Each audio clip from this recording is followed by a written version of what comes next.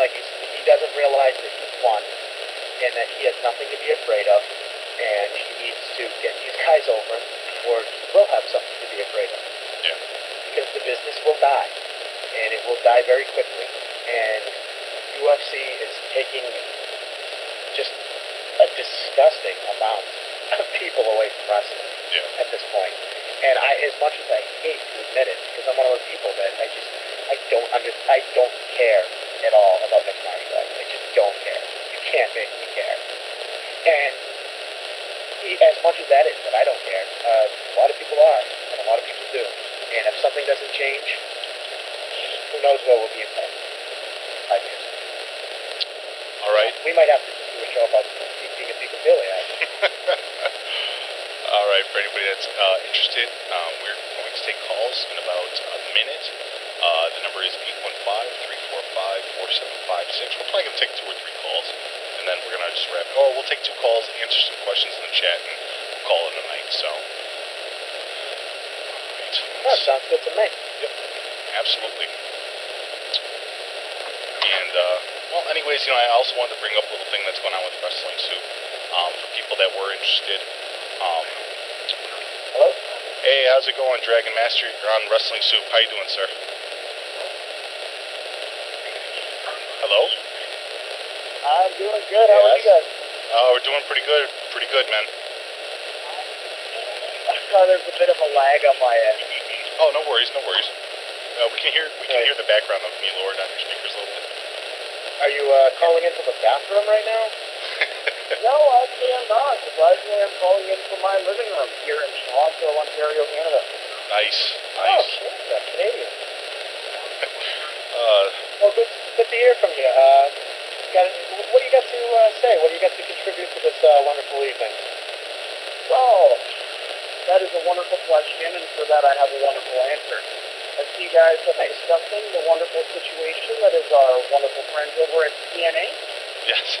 Discussing Ric Flair's bare-ass antics and discussing Jay Lethal's rise to mediocrity.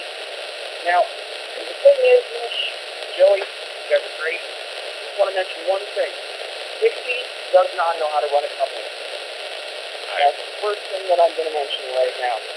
You know how that she played that little excerpt there?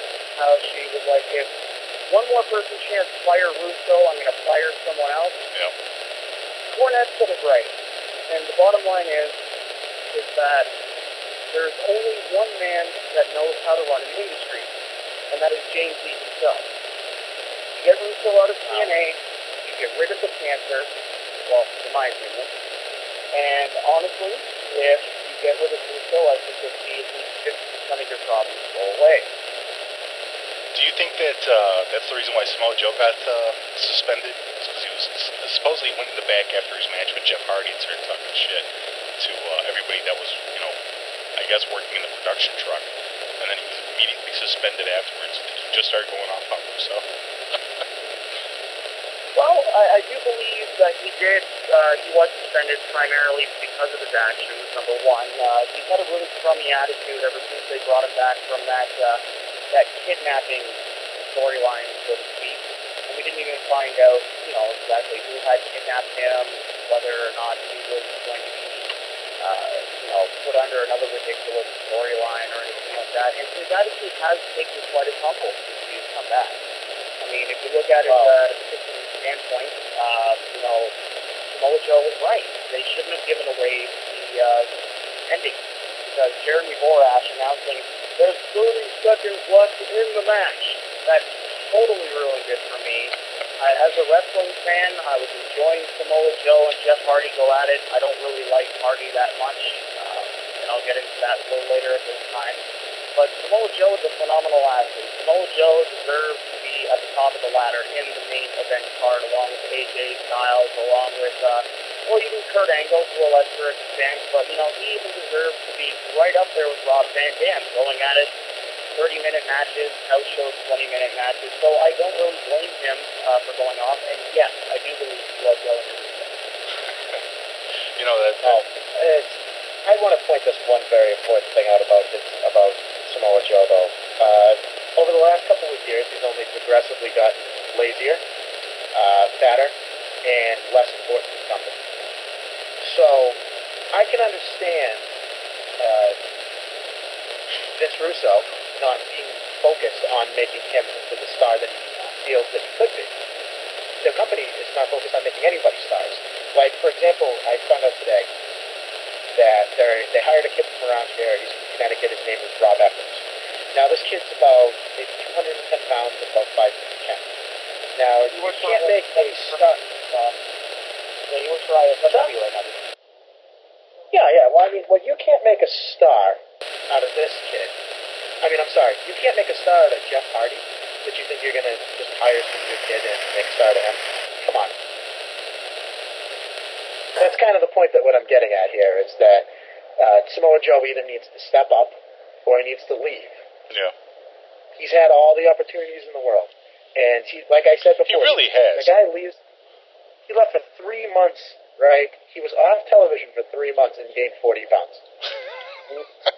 That is true. I will say he is looking a little fatter. I mean, the guy. It's kind of funny in the chat room right now. They're saying that the reason that Samoa Joe got suspended is because he wanted to eat Russo. So apparently that's the. Russo would have none of that. Dixie Carter said, "Nah, you gotta go. we don't eat our head bookers around here." Well, comment on that. He heard it. I mean, I do agree with you, and honestly, Samoa Joe is a great athlete. I'm not his biggest fan, but he does have a really crappy attitude. Ever since he has been given the opportunity, he was given a push with the world title. We all know that. It happened a while ago. But nobody reacted the way TNA wanted the fans to react. They were hoping that they were going to make another big star and, essentially push him to that higher level. But to a certain extent, they knew it wasn't going to work, so they knew they had to do something else with him. But seeing as he's not really meant to work with, from what I hear, they had a very limited amount of resources of what they could do with him. And the current standpoint that they're using him in right now, though it may not be the best in his interest, as you said, he needs to suck it up. He needs to do what's best for the company. I would still to be in his spot. I don't care if I'm getting beaten by the likes of the Brooklyn Brawler or Knuckleball Schwartz every night. I would still bust my ass for the company because it's something that I would want to do. But he should man up, and he should essentially learn that he is a company man first and foremost, and they're paying his bills right now. Well, a guy that's making probably 6 figures that is not worth a fucking nickel doesn't have much weight to throw around, despite having a lot of weight to throw around. Wow, what a visual. So what are your thoughts on the Hardcore Justice pay-per-view coming up there, Dragon? What do I think about the Hardcore Justice lineup? Yeah. Well, number one, I think it's a shame that Shane Douglas, the franchise, isn't going to have the opportunity to wrestle a old wrinkled croon in Ric Flair. Number two, I think that them reviving ECW, sorry, I might get a cease and desist. I mean, EC2, if you will. I think them reviving it is a last-ditch effort because they couldn't get Heyman in. I also think that the pay-per-view itself is a cry for help. I mean, you guys have read the news over the last couple of months that their pay-per-view buys have been doing under 10,000 each and every month, and people don't even give a shit to watch their stream. I mean, a company is getting bad when you can't even get enough people to get enough interest to watch their shit for free. So my response to the Hardcore Justice pay-per-view is, yes, it might create some immediate impact in terms of ratings, in terms of interest, but once it all dies down, once they get rid of all the ECW guys, all the glorified stuntmen, if you will, it's just going to go back to the way it was. Unless they start, utilizing the X Division a little better, and I believe Douglas Williams is one of the greatest X Division champions, regardless of what anyone wants to say. Unless they start utilizing what made them big in the first place, I believe that it'll be within 12 to 24 months that they will no longer be in business. But the Hardcore Justice lineup right now, refresh me on what the matches are, because I'm not, 100% it's not so much matches. They've been pretty much putting it out there that, RVD versus... Rob Van Dam versus Jerry Lynn, right? That's going to be a classic, regardless of what happens. I know that for a fact. And the other match that was saying Raven versus... versus... D3D versus who? Oh yeah, Team 3D is another one. I'm not exactly sure who it is off the top of my head. I know what's the other one that they've got? Shoot, Raven versus Tommy Dreamer. Sandman obviously popped out tonight. Yeah. So I mean, Reviving another feud that happened 13 years ago, and Dreamer's probably going to get the win, primarily because of the fact that he has the whole emotional factor behind him. Don't get me wrong, I love Tommy Dreamer. He's a great worker. He's a great company guy. He does everything right for the company that he should. But I don't know, man. I'm kind of getting tired of his little.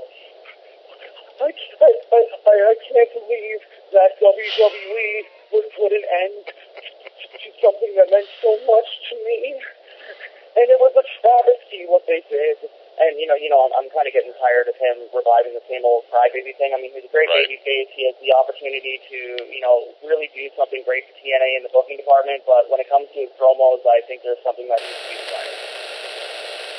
A 40-year-old man in leather pants crying about a glorified indie. It's all over. It needs to stop. Well, thank you very much for the call, Dragon. I just want to let everybody know that he's made a submission for the columns. We're probably going to have him as a columnist up on wrestling-news.com. Once that all gets set up, I've already started putting up columns and people's ability to become authors for the actual main site. So we should be looking to read more from you in the future, Dragon. Well, thank you very much, Mitch. Thanks, Joey. Have a great night, guys, and I'll look forward to checking out with you guys in the future. You guys have yourselves a good one. Enjoy Hardcore Justice as bad as it's going to be this Sunday. We will. Take it easy. Have a good one, guys. Bye. All right, and that was Dragon. If you guys do want to call in, the number is 815-3... Oh, here, we already got one coming in. Oh. I was going to say, if you don't want to call in, you can eat shit and die. 718 or 781, you're on. Great. Eat shit and die. That's my boy JoJo. Eat shit and die. I love you. Oh, it's this prick bastard again, AJ Matrano. Wait, hold on. Wait a minute. Speaking of shit, my dog just shit on my lawn, too. Oh, Jesus Christ. What the fuck is going on here? Let me get this straight for everybody. The dog shit in the living room and then ate its own shit because it's going green. Wow. Yeah.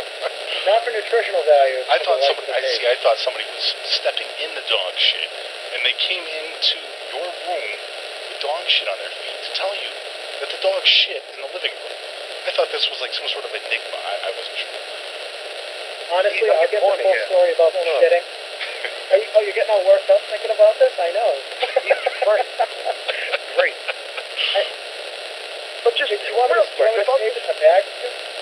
Yes, bring it. Yeah, just bring it to the house. Put it in the mailbox. Look at.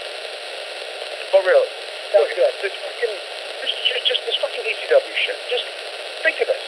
There's guys on the indies now, like Hacksaw Duggan and a Honky Tonk Man, who still draw like these nice little houses. People want to see them, fine. But only with this ECW shit can fucking Simon Diamond and fucking Axel Rotten still be on pay-per-view 10 years after they even had a fucking normal fucking job. It's just amazing. I don't fucking get it. It doesn't make any sense to me. Isn't it all sentimental? I mean, like, really, isn't that all it's about? I mean, people are actually... 10 years. 10 years and Simon Diamond is still going to be on a fucking pay-per-view? What is that? Come on. For Christ's sake, no one wants to see him. Sentiment isn't nice. Oh, but Sentiment wait. is nice, but You're missing the there's obvious. a point where you want to see your ex from 10 years ago? Yeah, but you're missing the No. obvious. Look at Hulk Hogan. No, because he's I still was on 13, TV. and she broke up with me in middle school. I mean, Hulk Hogan's still on TV. Ric Flair is still on TV. The only reason these guys even exist is for sentimental value. Simon Diamond and Axel Rotten? Enough's enough. For Christ's sake. It's just ridiculous.